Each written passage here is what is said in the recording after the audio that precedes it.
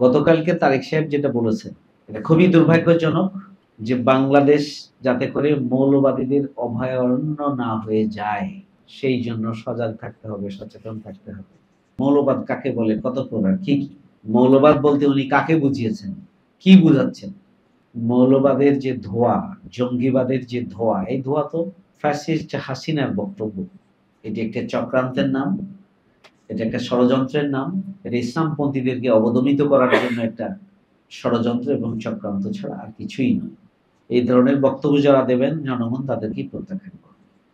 ৫ই আগস্টের গণঅভ্যুত্থানে জামাত ইসলামী ঐতিহাসিক অবদান রেখেছে। ৫ই আগস্ট পরবর্তী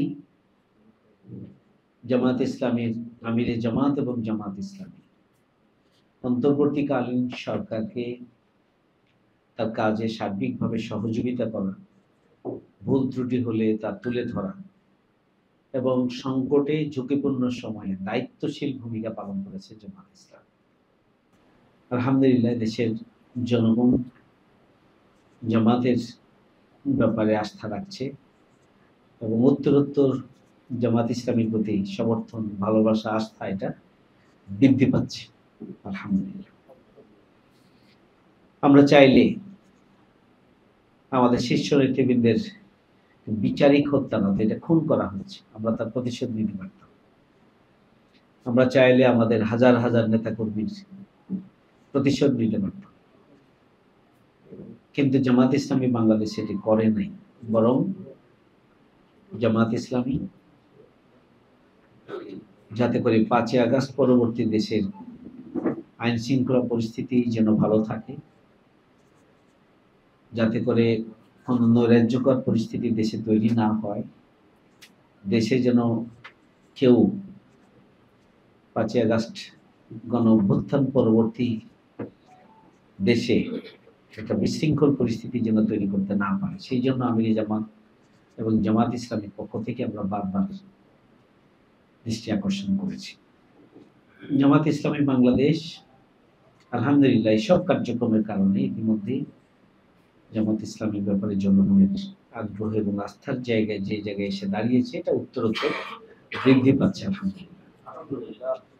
আমাদের এখনকার বক্তব্য হচ্ছে যে সংস্কার এবং নির্বাচন, সংস্কার এবং বিচারের পরেই নির্বাচন হতে হবে। নির্বাচন ফেব্রুয়ারিতে নির্বাচনের জন্য ঘোষণা দেওয়া হয়েছে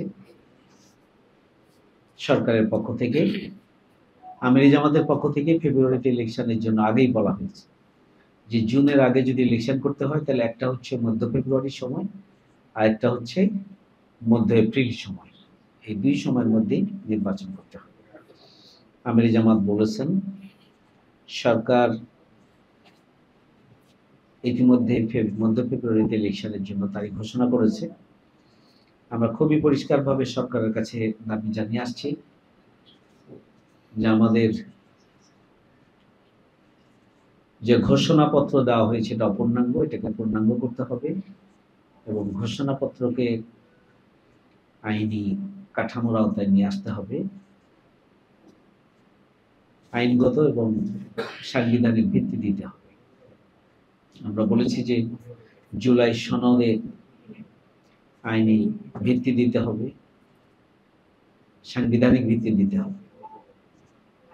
আমরা বলেছি যে প্রয়োজন হলে হয় রাষ্ট্রপতির প্রেসিডেন্সিয়াল প্রক্লেমেশনের মাধ্যমে এটি করতে হবে, আইনগত ভিত্তি দিতে হবে, আর না হলে গণভোটের মাধ্যমে এটা আইনি ভিত্তি দিতে হবে। বাংলাদেশের এই বিগত ৫৪ বছরের পূর্বে এবং পরে বর্তমান পর্যন্ত অনেকগুলো ঘটনা আছে যেখানে আইনগত ভিত্তি দেওয়ার জন্য সরকার পদক্ষেপ গ্রহণ করছে, কিন্তু অন্তর্বর্তীকালীন সরকার এখন চান, যেটা বলেছেন তারা, যে জুলাই সনদ বা ঘোষণাপত্রে আইনগত ভিত্তি দেবে। আগামী দিনে নির্বাচিত সরকার, আমরা এটা তীব্র নিন্দা এবং প্রতিবাদ জানিয়েছি, নির্বাচিত সরকার এটা কখনোই নির্বাচিত সরকারের উপরে আস্থা রাখার কোনো সুযোগ নেই, কারণ অতীতে কোনো নির্বাচিত সরকারই নির্বাচিত হওয়ার পরে তাদের তাদের কোনো কমিটমেন্ট, ওয়াদা, প্রতিশ্রুতি তারা ঠিক রাখে নাই, সুতরাং আগামী দিনে তারা রাখবে তার কোনো নিশ্চয়তা নেই। জুলাই গণঅভ্যুত্থানকে এখনই বিতর্কিত করার জন্য বহুমুখী চক্রান্ত ষড়যন্ত্র চলছে। জুলাই যোদ্ধাদের বিরুদ্ধে অপপ্রচার চালানো হচ্ছে, জুলাই যোদ্ধাদেরকে বিতর্কিত করার জন্য তাদেরকে গালিগালাজ করা হচ্ছে এবং বিভিন্ন চক্রান্ত ষড়যন্ত্র করা হচ্ছে।